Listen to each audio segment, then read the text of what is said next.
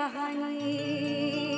सावन महीना पिया टूटले बनानी, ई जमाना दीवाना तू न पूछा कैसे, ई जमाना दीवाना तू न पूछा कैसे,